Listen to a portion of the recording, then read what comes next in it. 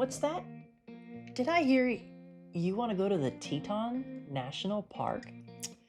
Well, let me tell you, I've been going since 2009, and between Jeff and I, we've put together this video, and I'm going to share with you our favorite wildlife spots, lodging, and food, and I've put it together all on a Google map that I created, and for 99 cents, you can have the pinpoints to all the locations and all the starting locations for the areas in which most of the wildlife lives. So let's jump into this map. We'll go over it, and at the end, if you want to click on the link below, it'll take you into our website where you can purchase the map for 99 cents. And also in there is also a travel guide that will help you travel on a budget no matter where you go. So check out the two links, but first, let's go check out the Tetons, and I'm going to tell you everything you need to know. Let's go. So this is the map here that we are going to go over in the video. So let's get started.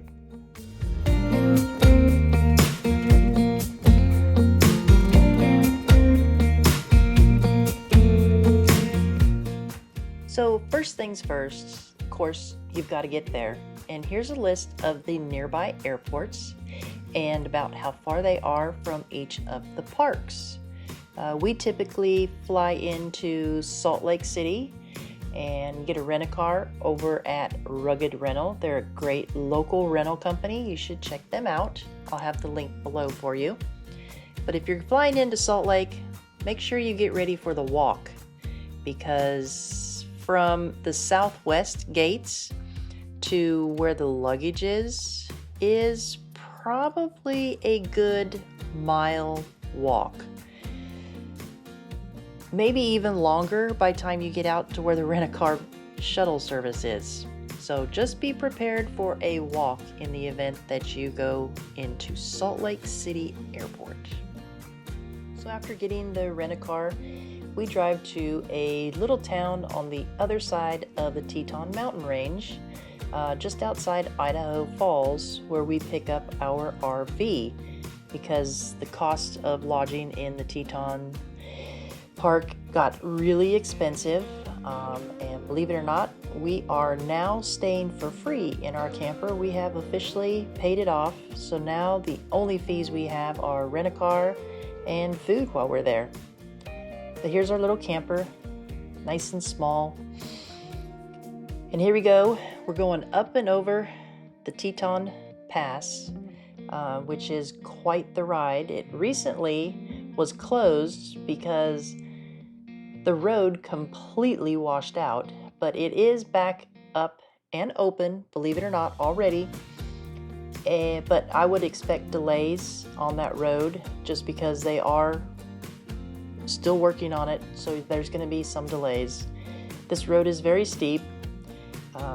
If you're going over it with a camper, just be prepared. Make sure your brakes work on your camper. And then Jeff drops me off at the Jackson Airport, and I walk through the Jackson Airport, which I love this airport. It's so cute. And I go over to the rent-a-car counter and I pick up my rent-a-car, because we got to have our own, because we got to go our own ways. So I walk out in the rain, and as I'm driving to our campsite, it starts spitting and sputtering snow. And then I make it to the lodge, where I have myself an old-fashioned and a bowl of cowboy chili for dinner. And then after dinner, it's really coming down. We're going to have a very snowy night in our trailer tonight, so we're going to be cleaning solar panels off, since we do go off the grid when we're in the Teton. There's me kicking back after I make it back to the camper. Here I am having my morning coffee in my most favorite place in the world, and it's so beautiful. All the trees are covered in snow, but not much stuck to the ground, which is fine. So let's go ahead and head on over to our first location, which is right here. This little blue dot right here is the Grand Teton National Park sign with the Grand Teton Mountains in the background. This is a very popular spot for photographs. All right, let's go find some wildlife. So we just heard over the radio 399 has been spotted. So we are going to go and attempt to photograph 399. Let's go. All right, here's our first bear sighting. Good old cinnamon gummy bears, my favorite. All right, so here is your typical bear jam when you pull up on one. Finding a place to park is a bit of a challenge, but when you are parking, make sure your tires are off the road or on the other side of the white line, or you will get a ticket. And this is what you call a waiting game for $3.99 to come out. Everybody lined up, waiting patiently for her to come out. She's back in the bushes, but you just can't see her yet, or at least get a clear view because she and her cub are laying down. But here she comes, she's coming down. There's her and her cub Spirit taking, or actually probably cooling themselves off because it's quite a warm day for the spring in the Tetons. We had definitely an array of temperatures. We had snow to up to 80-degree weather during the day. You just never know what mountain weather is going to bring, so make sure you come packed and prepared for anything. That's what you are in the middle of the night when I can't get hold of it. All right, so 399 and Spirit are on the move, and so are we. You can see the traffic jam behind us, and it's just as bad in front of us. So I think I'll take me a little pit stop at my favorite reflection spot since there is no wind and it is just absolutely gorgeous with the snow on the mountains. We were joined by quite a few people. So right now we stopped at Jackson Lake Dam, just below the dam. We're going to do a little bit of birding here and go check out a potential beaver dam. The birds we expect to get here will be robins, yellow warblers, hopefully some blue jays, and who knows what else. So if you're in the Grand Teton National Park, this is a really good spot to stop. You park near the restrooms, and then you walk down towards the dam where you have the possibility of seeing otters, eagles, geese, swans, ospreys, and maybe even a grizzly bear crossing the river. All right, let's go check it out. So we pull up and the parking lot is very full, so I'm thinking that this is probably where 399 is with Spirit, and sure enough, there they are on the other side of the river, just waiting to cross. And here they come, swimming across the river, cooling off while they're doing it. Here's a few other species that we found while we were down at the river. Take a look. You got it, I want it, the feeling is closer. I want it, you got it, the feeling is closer. We cannot separate it, the feeling is closer. Ooh, yeah, yeah, yeah, yeah, yeah. You got it, I want it, the feeling is closer. I want it, you got it, the feeling is closer. We cannot separate it, the feeling is closer. Ooh, yeah, yeah, yeah, yeah, yeah. I break up and break down. So after that, we drive a little ways and we see another little jam going on, and we stop, and much to our surprise, it is a den of coyote pups. There was 9 of them in total, and we only ever really saw was the mother.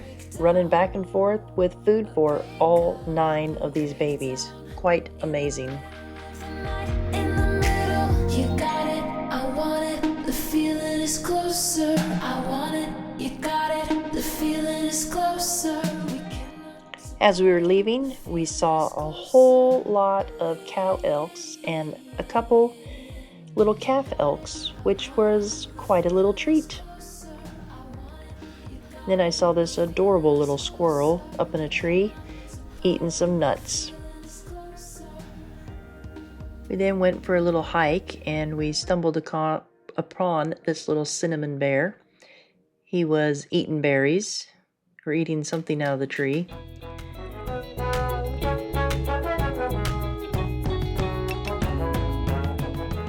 And then there was a couple black bear cubs up in a tree, not too far from where the cinnamon was eating.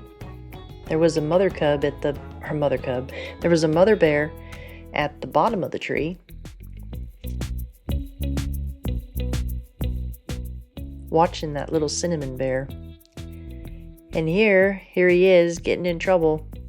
He is taking the sheets off of the drying line.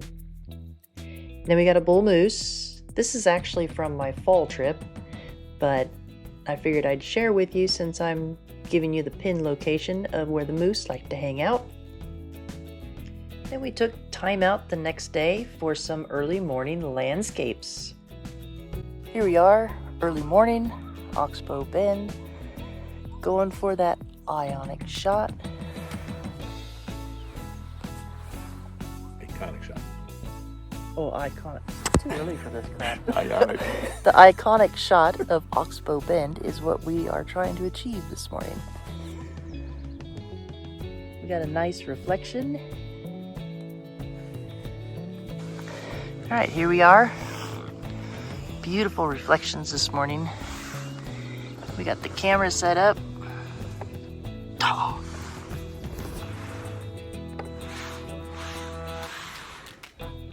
We are at F10. No, I lied. 1/10 of a second. F11. 100 ISO. This is the on the screen.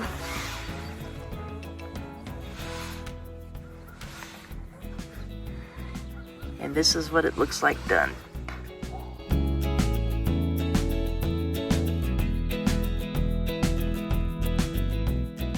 When you're down photographing, make sure you keep your eyes peeled for grizzly bears because they like that area too. Next, we're heading over to Schwabacker Landing. I need to also mention that I had my rep from B&H Photo come and join me for 48 hours in the parks, and he had an amazing trip. Here he is, debating his next move. And off we go to the Snake River Overlook. This is by far my favorite landscape spot. And time out for a little shopping. Anytime you're in Jackson, you gotta make sure to come by this store right here. Mangelsson Gallery. After you get done going through the gallery, seeing all the amazing images that have been created in the park, head on over to the local camera store, Wyoming Camera Outfitters, and get your last-minute camera goods at this amazing store. They'll also rent you a camera and a lens, so stop by and see Travis, Isaac, or Zeb and tell them Jeff and I said hi. It may be a small store, but you'd be surprised. They got a lot of stuff in there, just what you need for the park. Now it's time for lunchtime. This, Dornan's Pizza and Pasta, is by far the best place to have pizza, salad. My favorite is the artichoke dip, but the best part about this place is the view from the deck while you're eating. I mean, look at this. This is just amazing.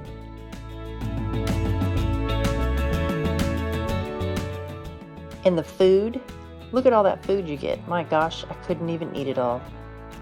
And then after eating, we're gonna head on over to the Chapel of Transfiguration and get my favorite shot.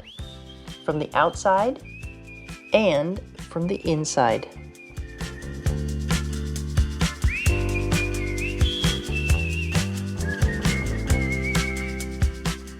Then we're gonna head over to Lupin Meadows and see if we can find some lupins. Looky there, my favorite wildflower right there.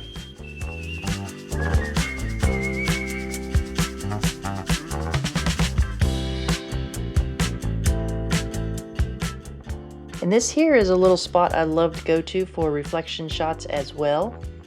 This is a fall shot because the time I was there, I never did get a nice shot. Then you take a drive up to the top of Signal Mountain, and then we head back to camp thinking it's all over with, but just about then, a gray wolf comes out. And last but not least, we got to see some mules on our way back to the camp spot. This is our last night dinner before we head home from the Teton Mountains. And on our way back, we always have to stop and get some square ice cream at the world famous square ice cream spot, Barry's. As you can see, it is a very popular place, and the ice cream is off the chart. It is homemade. And Lisa, my friend Lisa, joined me, and her family picked her up at the airport with the lovely sign, "Welcome back from rehab." Well, I hope you enjoyed my little video about the Grand Teton National Park. And don't forget to go get your map, and your map will show you pinpoints. It's called My Google Maps, and it's listed private view only. So if you want the link, you have to pay the 99 cents, and then for that, you'll have an amazing trip in the Tetons because you will know the general vicinity where most of the wildlife hangs out. And I'm going to be doing a very similar video for Yellowstone, which is, I'm actually working on it now. So it'll be done here real soon, but that's my next one out. So don't forget my links below. I got a bunch of them for you. I got the map, I've got the travel guide, I've got B&H. Don't forget Abe. We like it when you buy from B&H, but if you're in the Grand Teton National Park and you need something right then and there, go and see Travis, Isaac, and Zeb at Wyoming Camera Outfitters, and they'd be more than happy to sell you anything you want to buy. So go check them out, go check out my links, and I'll see you in the next video. Don't forget to like and subscribe and ring my bell so you get notified when the Yellowstone video comes out. See you next time.